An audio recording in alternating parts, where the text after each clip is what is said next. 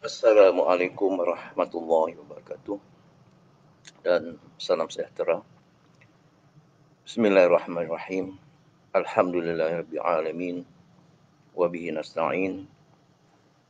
Wassalatu wassalamu ala asyrafil anbiya'i wal mursalin wa ala alihi wa sahbihi ajma'in.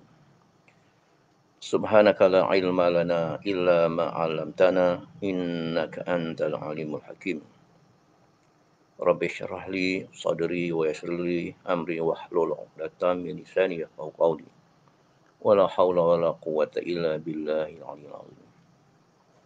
Saya mendoakan saudara dan saudari berada dalam kesihatan, kebahagiaan dan terpelihara daripada wabak yang masih kita hadapi sekarang. Salam Jumaat, salam Ramadan.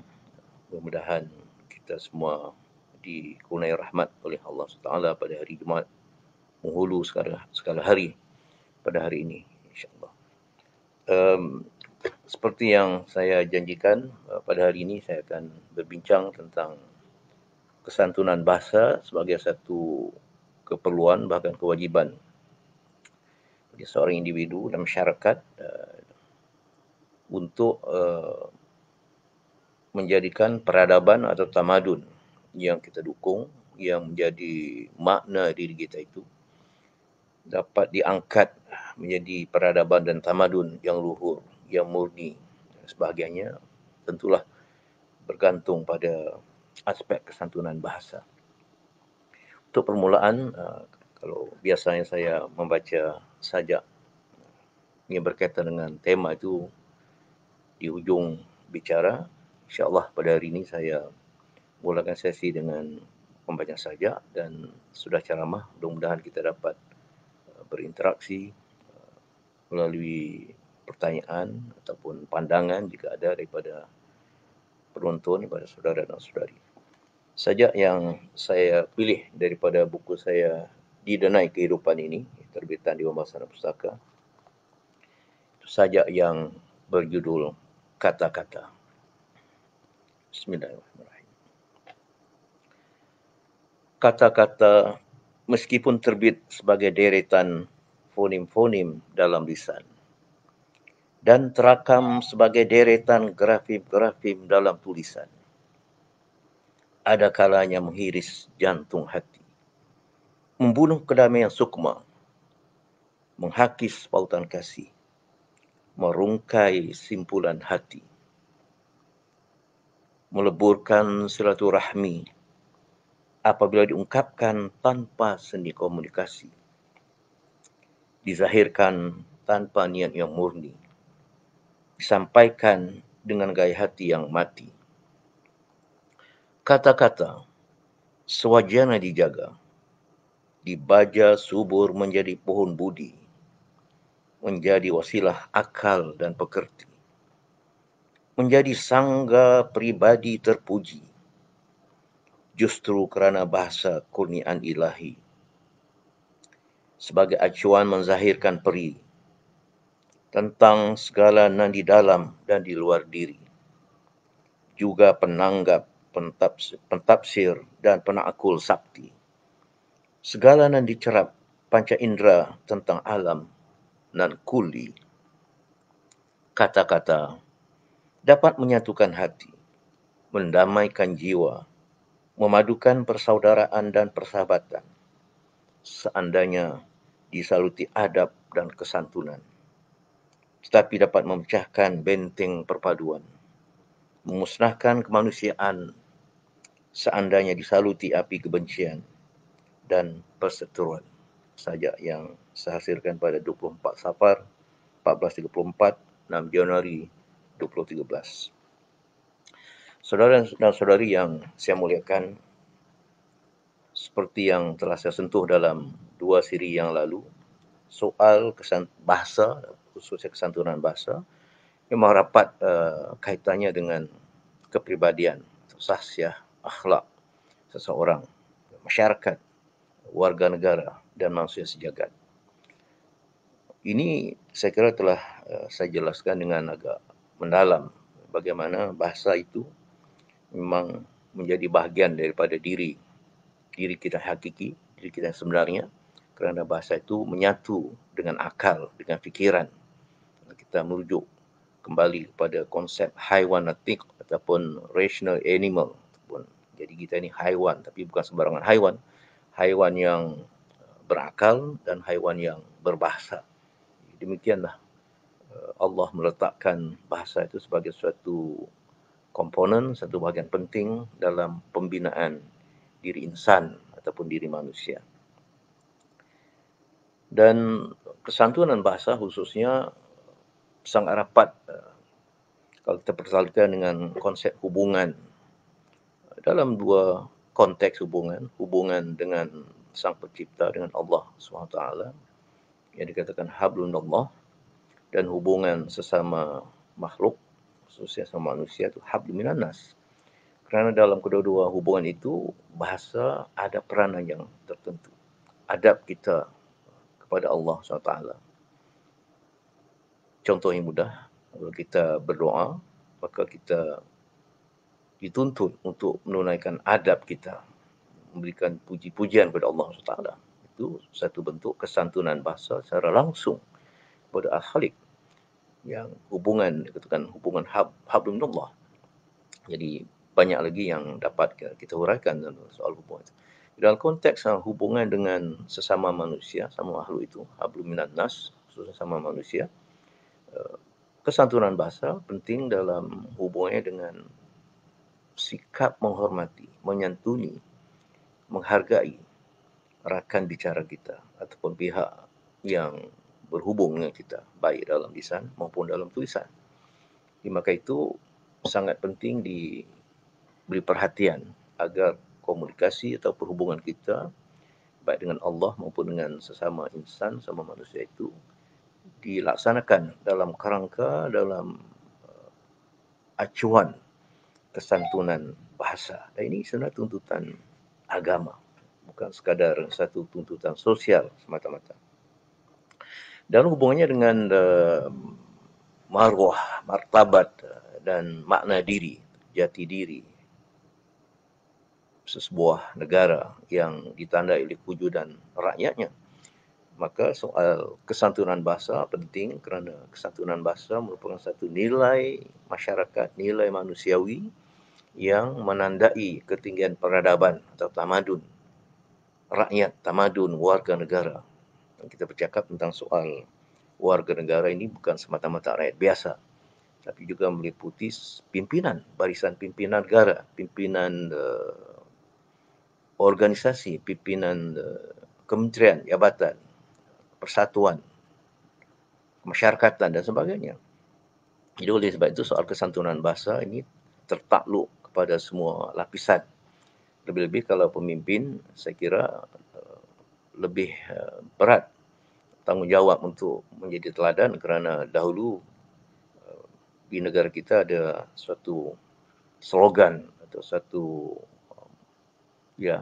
moto, iaitu kepemimpinan melalui teladan.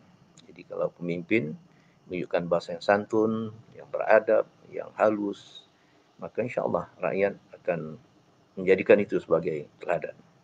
Tapi kalau sebahagian atau sebilangan pemimpin mengabaikan aspek kesantunan, maka kata-kata yang dikeluarkan itu tidak lebih daripada kata-kata anak-anak belasan tahun. Maka itu sangat menggecitakan dan menjadi tontonan masyarakat apabila bahasa yang tidak santun itu disiarkan melalui media, baik media, khususnya media elektronik, kerana itu secara langsung dalam sidang parlimen ataupun dalam ucapan-ucapan. Maka itu sangat penting pemimpin menjadi tonggak sebagai golongan yang memberikan contoh teladan, suri teladan kepada rakyat biasa. Jadi saudara dan saudari,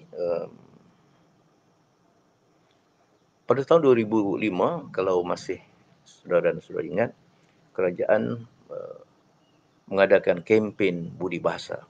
Jadi terkenalah slogan seperti budi bahasa budaya kita. Saya berharap bahawa kempen itu tidak berhenti, harus atau patut menjadi kempen berterusan, menjadi amalan kehidupan seluruh warga negara, daripada pucuk pimpinan hingga ke peringkat pertengahan dan peringkat rakyat biasa dan di semua institusi. Institusi pendidikan, institusi pentadbiran, institusi kemasyarakatan dan sebagainya. Baiklah, tentang asas yang menjadi landasan kesantunan bahasa.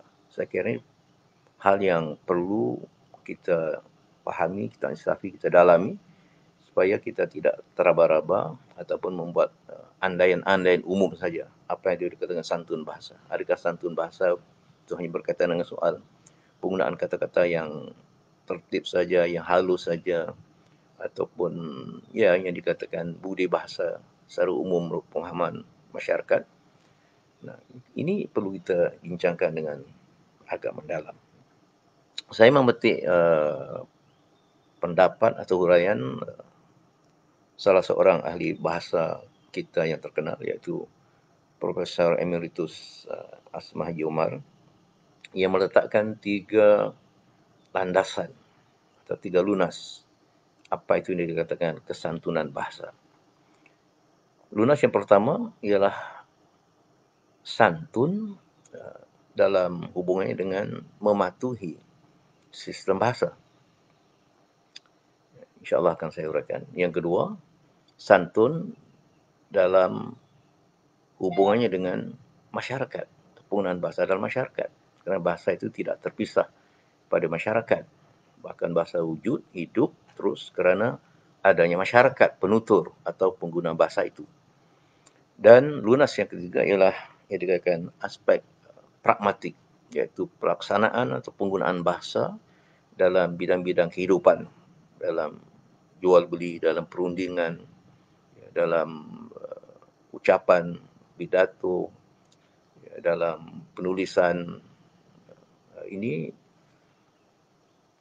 3 lunas yang perlu disemaikan, dipupuk dalam kalangan masyarakat, terutama generasi muda di peringkat pendidikan.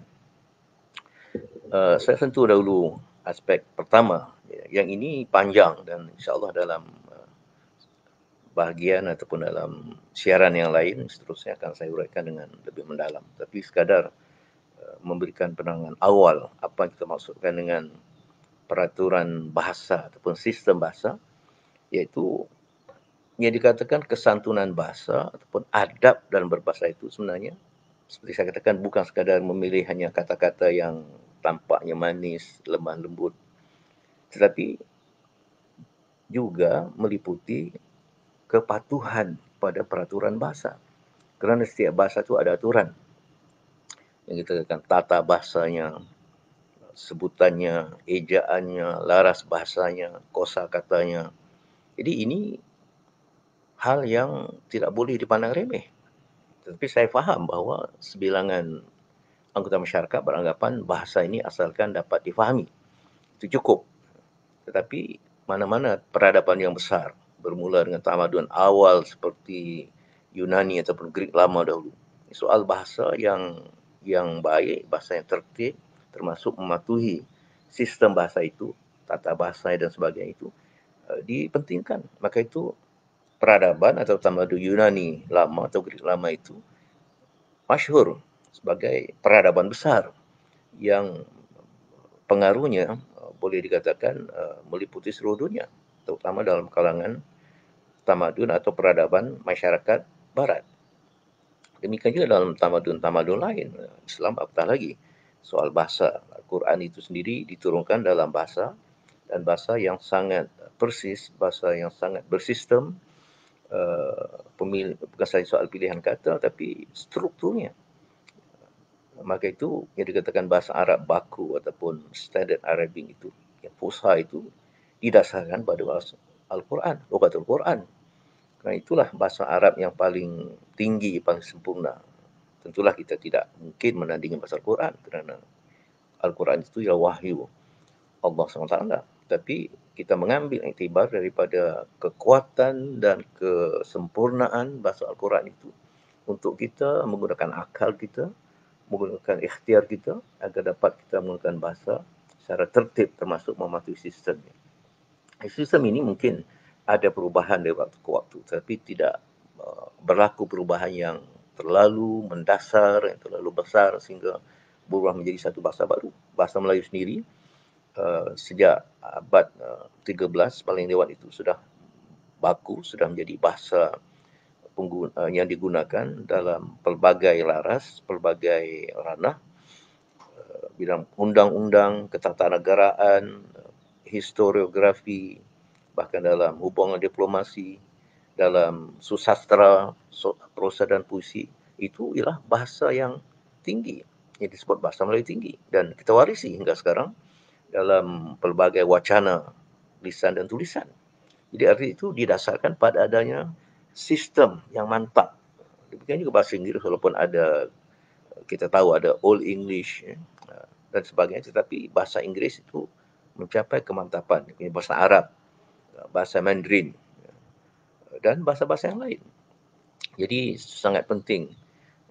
Saya kadang-kala sedikit terusik, tetapi perlu menjelaskan silap faham ini pada masyarakat. Dalam ceramah saya mungkin sudah pada ribuan, belas ribu, dalam pelbagai wacana, seminar, kursus, bengkel dan sebagainya. Ada kadang-kala suara yang agak nakal ataupun salah faham mengatakan, ya, yang sempurna itu hanya Allah. Tak mungkin bahasa kita boleh sempurna. Ini hujah ataupun logik yang tidak berdasar pada hakikat. Memang yang sempurna itu Allah.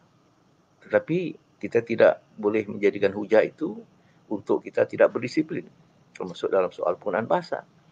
Jadi kepatuhan pada sistem bahasa ini satu bentuk disiplin. Tentu kesempurnaan kita kesempurnaan yang relatif. Tak mungkin kita sempurna seperti Allah. Tapi ada orang yang berhujah yang sepatutnya Allah. Jadi bahasa kita ini asalkan dapat difahami cukup. Itu, dan saya sudah menyebut dalam bahagian pertama siaran langsung ini dulu, bahawa memang kebanyakan orang beranggapan yang dikatakan bahasa itu adalah bahasa lisan, bahasa pertuturan sehari-hari. Jadi kadang-kadang dilupakan bahasa ilmu, bahasa budaya tinggi, bahasa pentadbiran, bahasa pendidikan. Itu memerlukan kepatuhan yang lebih rapi terhadap sistem bahasa. Memang dalam bahasa sehari-hari kita kurang memperhatikan aturan bahasa. Sebagai contoh saja, biasa kita dengar, tolong beri buku ni, cut dia apa tu, dekat dia. Ya, itu biasa dalam bahasa lisan. Tapi dalam bahasa yang rasmi, bahasa ilmu, bahasa budaya tinggi, kita tidak boleh mengatakan dekat untuk makna kepada. Jadi kita katakan sampaikan buku ini atau beri buku ini kepadanya, kepada beliau, kepada pelajar. Nah, ini memang ada perbezaan antara bahasa lisan atau bahasa pertuturan sehari-hari dengan bahasa rasmi. Nah, ini mesti difahami. Saya lebih menekankan soal kesantunan bahasa ini dalam bahasa rasmi berkaitan dengan kepatuhan bersistem bahasa. Tapi ini tidak berarti dalam perbualan dalam lisan pun kita perlu mengabaikannya. Kerana dalam ucapan rasmi, perhimpunan, mesyuarat, ceramah, pengajaran dan sebagainya, kita masih tertakluk pada sistem bahasa agar bahasa itu dapat menyampaikan mesej kita dengan lebih jelas, dengan lebih baik. Dan ini bukan perkara yang hanya soal isu dalam bahasa Melayu saja. Seluruh bahasa manusia di dunia ini ada yang kita kenal sebagai bentuk bakunya, bentuk rasminya. Iqbal mengatakan bahasa surat, bahasa cakap atau bahasa mulut. Bahasa mulut, bahasa tuturan sehari-hari yang memang agak longgar kepatuhan bahasa, tapi bahasa surat, bahasa buku, bahasa untuk ilmu, bahasa untuk hal-hal pemikiran, itu memerlukan kepatuhan. Dan kepatuhan ini tidak boleh hanya dengan angan-angan saja, tapi melalui satu sistem pendidikan. Oleh sebab itu bahasa di mana-mana di dunia ini, dalam tamadun yang besar, berapa besar, itu diberi perhatian berat. Kerana kita kembali pada konsep manusia itu. Dalam diri manusia ada dikatakan pusat bahasa. Broca, Wernicke, itu istilah hanya timbul dalam bidang linguistik ataupun psikolinguistik, neurolinguistik. Tapi yang nak saya katakan ada pusat bahasa pada dimaksud. Dan pusat bahasa ni satu kurniaan Allah yang mesti disyukuri dengan mengikhtiarkan agar kita menggunakan pusat bahasa itu dengan sebaik-baiknya. Ya. Jadi begitulah maka universiti ataupun sekolah dan sebagainya, institusi pendidikan mengadakan mata pelajaran wajib bahasa seperti itu. Di universiti ada pusat bahasa, fakulti bahasa dan sebagainya. Itu natijah daripada konsep diri manusia yang dalam akal kita itu ada pusat bahasa. Ya. Jadi dalam bahasa Arab kita tahu ada ragam fusha. Fusha itu bahasa Arab baku yang digunakan dalam persidangan, dalam pengajaran, dalam mesyuarat, dalam ucapan yang rasmi. Dan kita tahu dalam bahasa Arab ada laras ataupun ragam hami, itu bahasa orang awam, bahasa pasar, kita tahu. Tapi orang Arab yang berpendidikan tinggi dan dalam situasi yang rasmi dan ilmu akan memilih atau menggunakan fusha, bukan bahasa ami. Ya. Jadi saya teringat profesor besar dalam bahasa Arab di Malaysia ini pernah sewaktu menghadiri satu majlis mengatakan, apa lagu Arab dinyanyikan oleh penyanyi itu saya pun tak faham. Ya, kerana profesor itu melihat daripada sudut bahasa yang formal. Penyanyi itu menggunakan bahasa Arab ami, bahasa Arab biasa ataupun mungkin dialek Mesir, orang Arab Saudi mungkin tak menguasai bahasa Arab atau dialek Mesir. Jadi ada pelbagai dialek. Tetapi kepelbagaian daerah itu ada satu aras yang dikatakan fusha. Inggeris kita tahu, tentunya diajarkan di sekolah. Ia digunakan dalam buku, ia digunakan dalam persidangan, mesyuarat, pengajaran itu ialah standard English, bukan colloquial English. Bukan? Nah, dalam bahasa Mandarin, saya 5-6 tahun bekerja di China, penegasan terhadap Putonghua, iaitu bahasa Cina yang baku, bahasa Cina yang rasmi. Dalam tuturan sehari-hari, di kedai, di pasar, naik bas, naik subway dan sebagainya, memang lain sedikit bahasanya. Contoh mudah saja, kalau dalam kita mengatakan yuan, itu ialah mata wang Cina. Tapi di kedai, orang tak mengenal yuan, kuai. Nah, itu ada. Memang setiap bahasa ada begitu. Bahasa Melayu pun jadi ada. Seperti tadi, bahasa mulut, bahasa cakap. Lawannya bahasa surat, bahasa yang kita katakan bahasa rasmi, bahasa ilmu. Maka itu sangat penting untuk kita menguasai kesantunan bahasa dalam hubungannya dengan peraturan atau sistem bahasa itu. Jadi saya menyebut antara yang paling besar dalam sistem bahasa termasuklah tata bahasa. Oleh sebab itu dalam pengajaran bahasa manapun, aspek tata bahasa sangat dititik beratkan. Walaupun kaedahnya itu perlu kreatif, tidak boleh pengajaran secara didaktik. Ya, kata nama ialah ini, kata kerja ialah ini, ayat aktif ialah ini. Bukan demikian. Ada kaedahnya, kita tahu dalam pedagogi. Ada kaedah pengajaran yang berkesan untuk tata bahasa. Jadi itu soal lain, tetapi yang penting kita tidak patut mengabaikan tata bahasa, tidak patut mengabaikan sistem bahasa. Supaya ya dalam kosakata, perbendaharaan kata sebagai contoh, dalam dialek berbagai-bagai. Kalau orang di Kedah di utara, pagi-pagi mereka menyuruh, kalau di luar bulan Ramadan lah, tentunya di luar bulan puasa, pagi-pagi mereka menyuruh. Setelah itu dituturkan di Kuala Lumpur, di Johor atau sebagainya, timbul kemusykilan. Mengapa pagi-pagi baru saja kita keluar, baru saja lepas daripada selimut, baru kita mau menyuruh lagi. Ya. Kerana di utara fahami menyuruh itu artinya sarapan. Nah, maka dalam bahasa yang lebih umum untuk masyarakat, untuk pelbagai golongan itu lebih faham, kita menggunakan bahasa yang lebih umum dan dalam hal yang rasmi tentulah kita katakan bahasa yang baku, bahasa yang bukan bahasa-basahan. Saya ada menerima mesej apa, saya kurang pasti adakah ini berkaitan dengan bicara pada hari ini. Ya, kita tunggu kalau ada pertanyaan. Jadi ini satu disiplin besar yang mesti sekarang ini kita dapati soal, ya, katakan soal ayat yang menggunakan imbuhan tertentu kata kerja berimbuhan.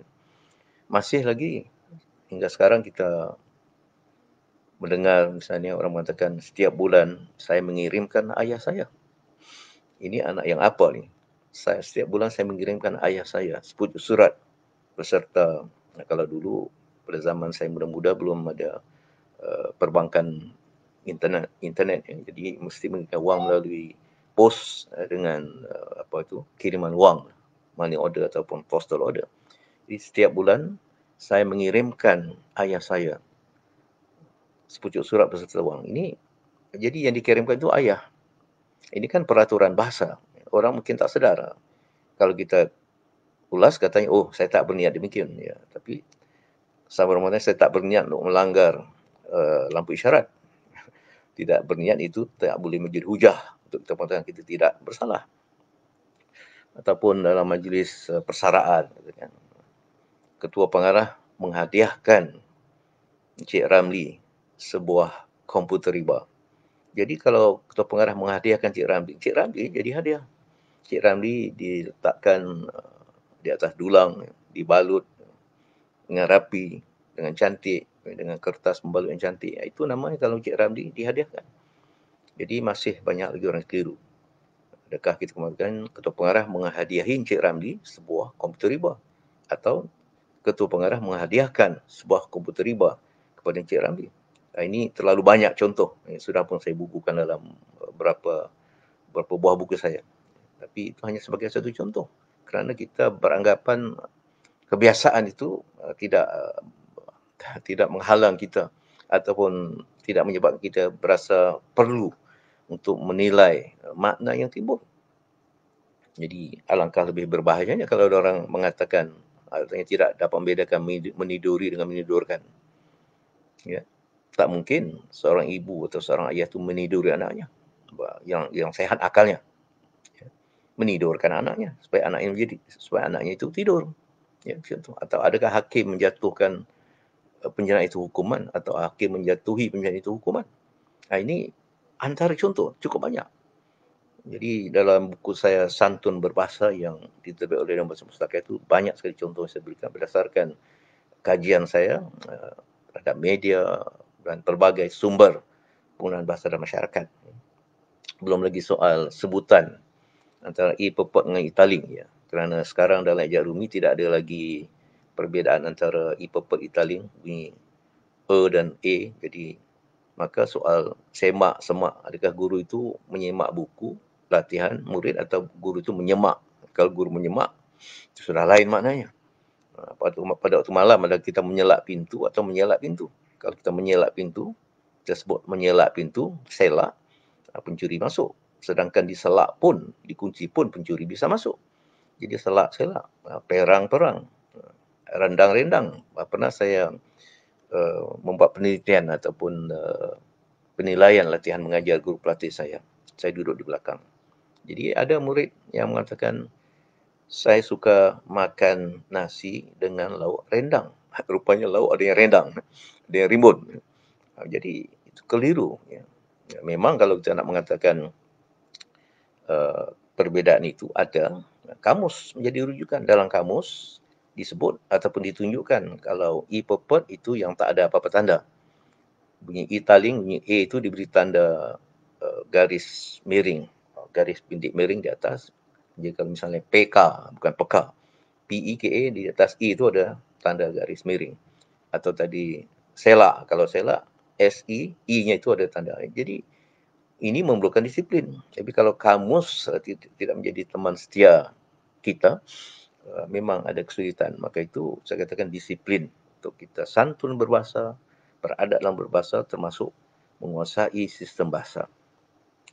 Saya kira untuk perbincangan pada hari ini, saya berhenti setakat lunas pertama atau prinsip pertama, iaitu kesantunan bahasa yang bergantung pada kepatuhan kepada sistem bahasa. Baik yang tata bahasa, sistem sebutan, ejaan, kosakata, penggunaan kata, laras bahasa. Ya. Kita akan menyambungnya lagi pada siaran lain. Demikian juga lunas sosial. Itu lebih penting Jadi sangat penting soal penggunaan kata sapaan yang sekarang sudah saya menyatakan ini kepada Menteri Komunikasi dan Media dalam mesyuarat baru ini. Saya katakan, saya tidak sampai hati mendengar sebagai contoh, ulama besar sekarang menjadi menteri, menteri agama, menteri hal agama, jabatan Perdana Menteri. Kalau disebut dalam berita, ada dokumentari sebagai Zulkifli saja. Bagi saya ini tidak ada. Dia panggil je pemimpin. Kalau menyebut misalnya Muhyiddin saja, menyebut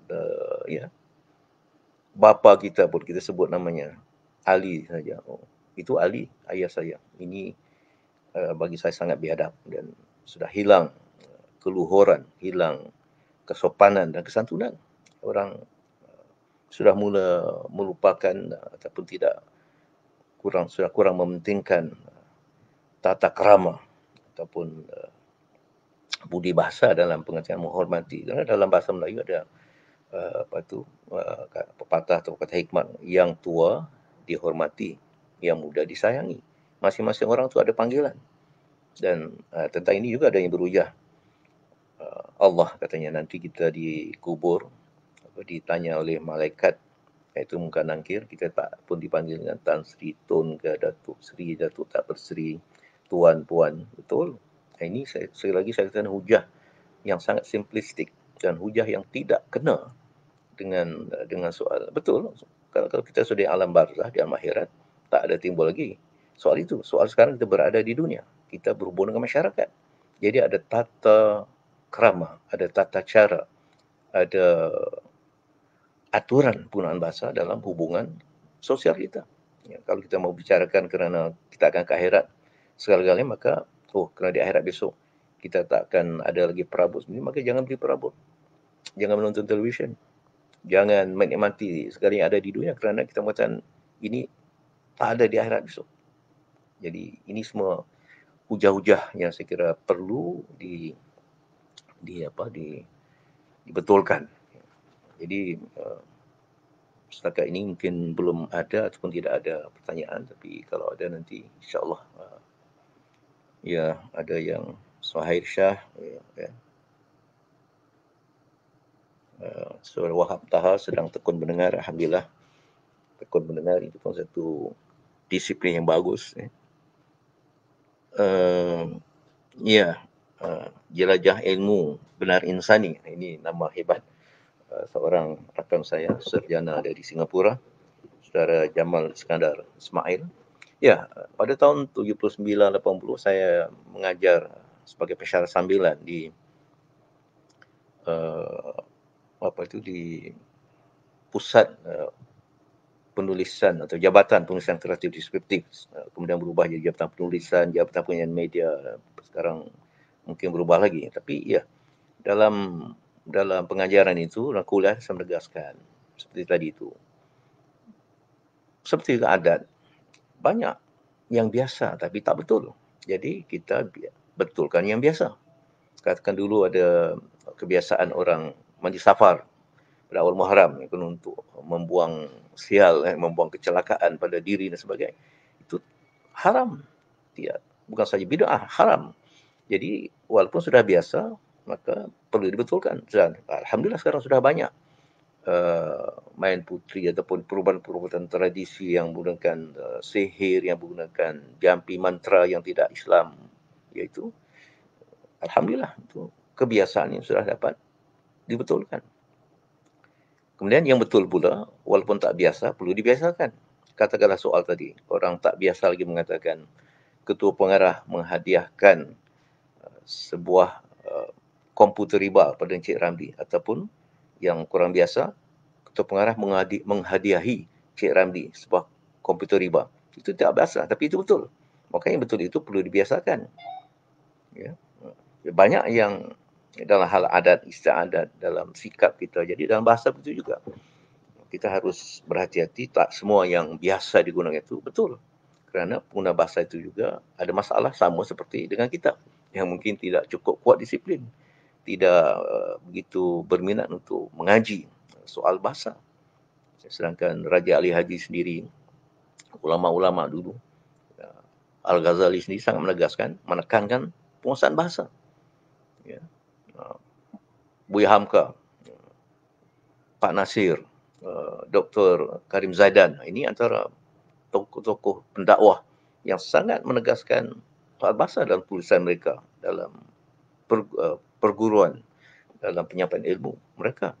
Kerana bahasa itu ada kaitan, seperti saya katakan, dengan diri kita, diri yang hakiki. Surah Wahab Taha, tentu masih ingat tentang yang saya katakan tadi, betulkan biasa dan bahasa yang betulkan yang biasa dan biasakan yang betul. Minta maaf saya. Ya. Assalamualaikum warahmatullahi wabarakatuh. Dalam media sosial seringkali penggunaan ganti nama digunakan sewenang-wenangnya. Sebagai contoh, ada kecenderungan menggunakan korang, awak orang, kowang, gais dan sebagainya. Ya, itu saya katakan itu bahasa dalam hubungan yang tidak rasmi. Mungkin dalam kita bercakap dengan kawan secara persendirian, tidak dalam majlis rasmi, itu saya kira tidak ada masalah besar. Tapi jangan dibawa dalam konteks rasmi. Media itu bahasa umum. Bahasa umum. Ya, jadi sangat tidak wajar. Kat orang kita ada misalnya anda, ada saudara. Jadi kalau kau itu sendiri pun kepada kepentingan engkau tidak boleh digunakan senang-senang.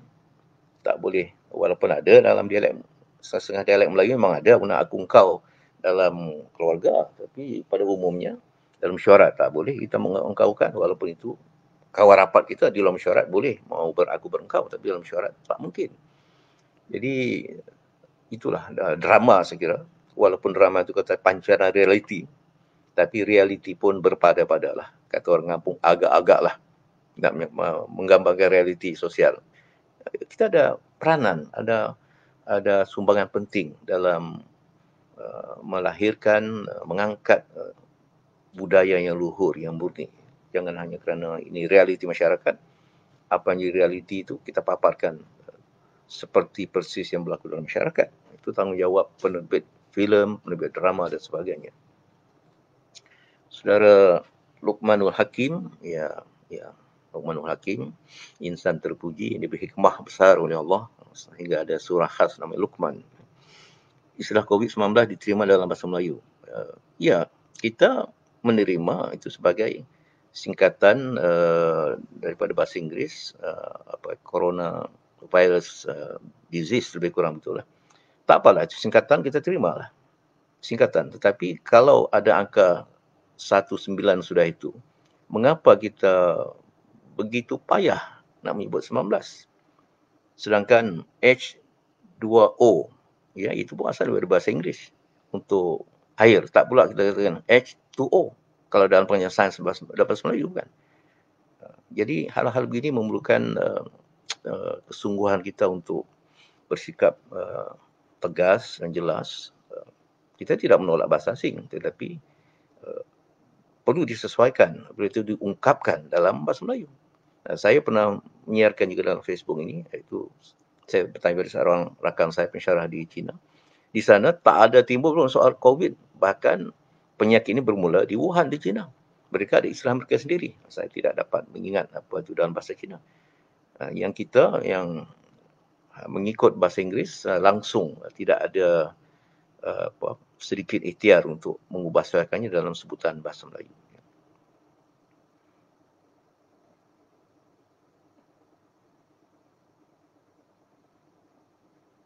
Ya, mungkin berkaitan dengan itu ada beberapa istilah yang sekarang ini dibahaskan soal penjarakan. Saya sudah menulis 2 kali secara panjang lebar dalam Facebook bahawa ya penjarakan itu, social distancing itu tak ada kaitan dengan penjara. Walaupun ada orang mengatakan PKP ini memang satu bentuk penjara, itu terpulang pada tafsir masing-masing. Tapi tak ada kaitan dengan penjara. Penjara ini, penjarakan dengan pengertian distancing itu berkaitan jarak. Menjarakkan, jarak, menjarakkan jadi penjarakan. Tapi kerana sebutan itu memang ada persamaan dengan penjarakan dengan pengertian kata arahan, kata perintah. Penjarakan. Penjarakan pesalah itu. Itu lain. Konteks yang lain. Itu dalam bahasa memang banyak ada homograf, bentuk ejaan yang sama dan sebutan yang sama, tapi makna yang lain merujuk pada dua hal yang berlainan. Banyak dalam Ya, dalam bahasa Inggeris juga ada can dengan pengertian kata bantu apa, modality, mana boleh dapat. Can satu lagi proses mengetilkan. Ini tetapi ya untuk mengelakkan kekeliruan itu saya menyarankan kita gunakan sinonim atau perkataan yang lain. Misalnya kita ada yang membataskan, itu berarti menjarakkan juga. Jadi kalau social distancing, pembatasan sosial, itu membataskan diri kita 1 meter daripada rakan daripada orang lain. Jadi pembatasan sosial tidak akan menimbulkan kekeliruan kerana ini sekali lagi soal soal kalau kita lebih rajin sedikit mengkaji dan memahami apa yang dijelaskan, maka tak timbullah soal penjarakan sosial itu dengan makna memenjarakan seseorang. Tak ada kaitan. Sama juga banyak betul dalam bahasa kalau mengarang dengan mengarang, itu ada ejaan sama. Mengarang, menulis, mengubah. Tapi kalau mengarang menjadi arang. Tapi itu tak apalah sebutannya lain. Tapi penjarakan sebutan sama memang menimbulkan kekeliruan. Jadi bolehlah diluaskan mengenai pembatasan sosial. Tapi tentang pembatasan sosial ini asalnya pun saya agak kurang setuju kerana yang nak dibatas ini fizikal. Sosial kita jangan dibataskan. Kita boleh berhubung dengan berbagai-bagai cara. Jadi yang lebihnya pembatasan fizikal, social distancing, sepatutnya physical distancing. Itu sudah pun diulas dan dikemukakan oleh WHO, jadi Pertubuhan Kesihatan Sedunia. Kerana ditakuti nanti social distancing ini akan menimbulkan implikasi atau kesan buruk pada hubungan sosial. Ya, saya setuju. Dan sebelum WHO atau Pertubuhan Kesihatan Dunia mengeluarkan pandangan itu pun, kita sendiri di sini sudah memikirkan hal itu tidak tepat. Jadi yang dijarakkan, dibatasi itu ialah fizikal, bukan sosialnya. Tapi ini ya saya harap nanti Dewan Bahasa Pustaka boleh menyelaraskannya. Ya, Kementerian Komunikasi dan Multimedia juga mungkin dapat menjelaskannya. Dan soal apa itu? Ya, norma baru, new norms. Baik, dalam bahasa Melayu sudah diterima lama dalam istilah. Dalam psikologi, pendidikan, sosiologi, norma masyarakat. Dalam pendidikan juga ada norma, dalam psikologi, banyak. Tapi normal dalam bahasa Melayu setakat ini itu berbentuk adjektif. Ya, misalnya keadaannya normal, ya, kesihatan normal, ya, dalam perubatan pun. Jadi walaupun dalam bahasa Inggeris normal itu boleh jadi menjadi noun, kata nama, tapi jangan kita tambahkan kekeliruan keseluruhan masyarakat yang dalam keadaan belum begitu bersedia mendalami hal-hal bahasa ini, kita elakkan kekeliruan itu, kita gunakan sajalah norma baru. Tapi saya ingin juga menyarankan penggunaan ungkapan yang diperkenalkan oleh sahabat saya, Datuk Seri Insinyur Dr. Zaini Ujang, kerana beliau menggunakan resam baru. Itu bagi saya sangat cantik. Resam dalam bahasa Melayu bukan sekadar kebiasaan. Jadi kalau kita katakan kebiasaan baru, kelaziman baru, itu tampak hambar ataupun kata orang kampung kita superficial saja. Tapi kalau kita katakan resam baru, resam ini lebih mendalam maknanya daripada kebiasaan dan kelaziman. Maka itulah digunakan dalam adat resam. Sesuatu yang teradat, sesuatu yang mantap. Jadi kalau ada satu resam baru, norma baru, itu bukan sembarangan norma. Norma yang mengubah pandangan alam, pandangan sarwa kita, sikap kita. Ya. Jadi, ya itu mudah-mudahan cadangan ataupun istilah yang digunakan oleh Datuk Seri Zaini Ujang, itu resam baharu itu mudah-mudahan dapat dimasyarakatkan, akhirnya diterima sebagai satu istilah yang indah dan maknanya lebih mendalam daripada sekadar kebiasaan atau kelaziman. Ya, ada lagi mungkin? Tuan Haji Wahab Taha sekali lagi, dapatkah bahasa-basahan atau bahasa pasar seboleh-bolehnya digunakan dengan keaturan atau hukum bahasa yang betul? Kemudian situasi yang tidak formal. Ini bergantung pada bergantung pada masyarakat. Tapi umumnya di mana-mana kalau yang dikatakan bahasa pertuturan sehari-hari atau bahasa pasar itu memang sukar untuk kita terapkan aturan bahasa yang ketat. Ya. Kalau di pasar kita tidak menggunakan bahasa yang cukup teratur, mungkin penjual itu pun takut tidak menjual barangannya pada kita. Ya, kita datang dengan pakaian rasmi pula, kena berbahasa rasmi. Wahai tuan penjual yang budiman, berapakah harga ikan kembung termenung ini 1 kilogram? Ya. Saya kira penjual itu pun pucat lesi dan mungkin lari kerana ketakutan disangka mungkin makhluk asing. Saya hanya memberikan satu gambaran. Tapi kalau masyarakat bersedia, ya, itu yang baik. Ya, bagaimanapun saya setuju bahawa walaupun dalam bahasa pasar, dalam bahasa basahan, bahasa sehari-hari, kita hendaklah menjaga adab. Sedapat mungkin kita patuhi peraturan. Apatah lagi nanti peraturan perundangan sosial. Ya, jadi itulah saya kira pandangan saya setakat ini. Ya, kalau ada lagi pertanyaan atau soalan, silakan.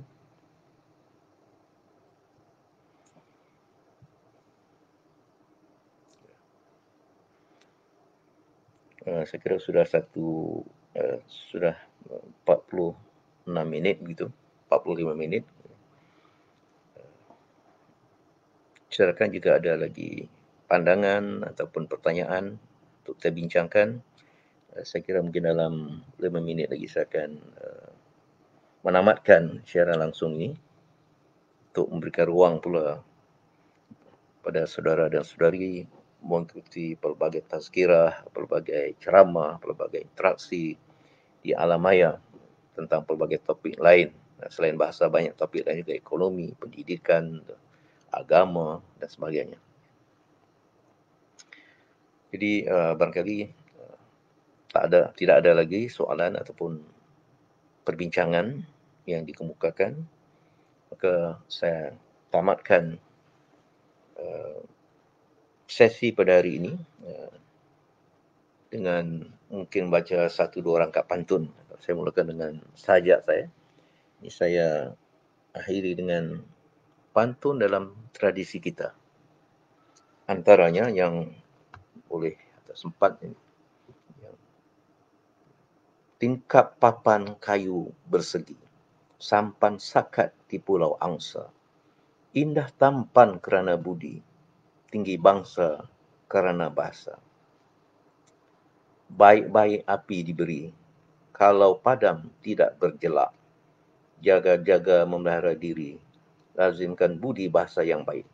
Ada banyak dalam buku saya ini, tapi biarlah kita simpan untuk sesi yang lain. InsyaAllah, dengan demikian saya ucapkan terima kasih. Mudah-mudahan perkongsian kita pada hari ini dapat menimbulkan kesedaran lebih tinggi, disiplin lebih tinggi dalam masyarakat untuk melihat dan menilai bahasa itu sebagai sesuatu yang penting. Bukan sekadar apa yang daripada rongga tenggorok kita, daripada mulut kita, ya, atau apa saja yang tercatat dalam Facebook, dalam WhatsApp, dalam media sosial, dalam kertas.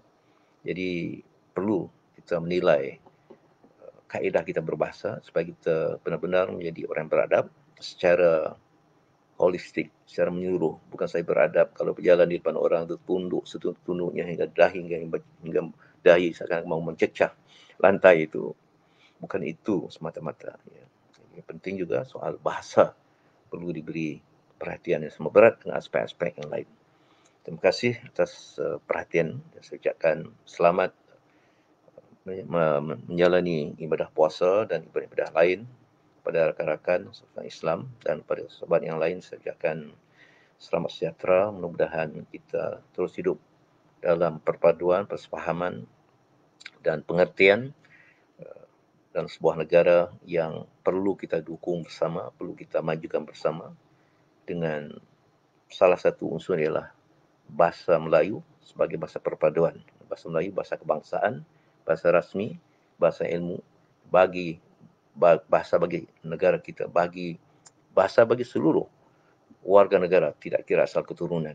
Jadi selalu saya katakan pemegang MyKad atau pemilik MyKad dan MyKit itu semua ialah pemilik bahasa Melayu, bukan hanya orang Melayu. Kerana saya sendiri asalnya orang Jawa, tapi Jawa yang kata Usman Awang, Jawa itu Melayu, Bugis itu Melayu, Banjar itu Melayu, Minangkabau itu Melayu. Melayu mahwangsa, Melayu besar. Jangan kita perhitungkan sangat soal etnik atau darah keturunan puak-puak kita ataupun asal-usul keturunan suku kaum. Terima kasih.